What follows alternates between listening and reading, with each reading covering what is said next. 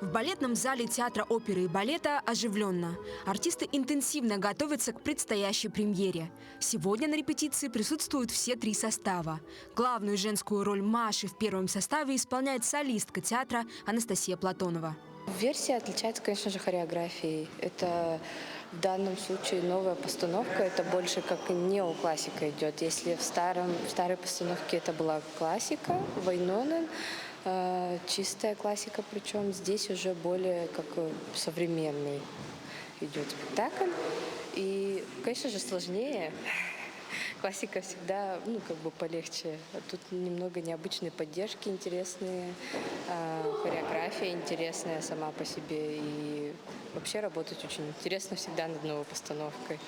Публику удивят не только новой хореографией, но и новыми декорациями. Мастера проделали большую работу. К премьере изготовили пушку, стреляющую хлопушками, передвижную карету, вручную расписанную художником. Ко дню X швеи в совокупности подготовят 180 костюмов по количеству человек, задействованных в постановке. Вальс «Снежинок» является одним из самых таких важных этюдов данного спектакля. И хочу показать, как делаются вот эти костюмы, как они сделаны. Их у нас по количеству 24 штуки, хотя выходит четверка и восьмерка, но это первый и второй составы. И на каждого артиста обязательно должен шиться его личный индивидуальный костюм. У зрителей может возникнуть резонный вопрос. Почему «Щелкунчик», который пользуется популярностью в Рождество и Новый год, решили ставить весной?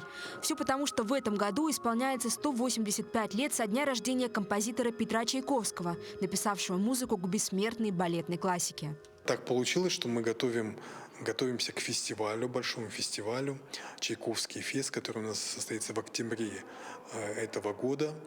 И, конечно же, одним из таких гвоздей программы станет вот новая постановка «Щелкунчика». Новая хореография, она добавит определенных сложностей для артистов балета. Поэтому мы ее запланировали на конец сезона с тем, чтобы подготовиться. Оценить новое прочтение «Щелкунчика» можно будет 24 и 25 апреля в Государственном театре оперы и балета. Эржана Гармаева, Нюргун Старостин, Якутск.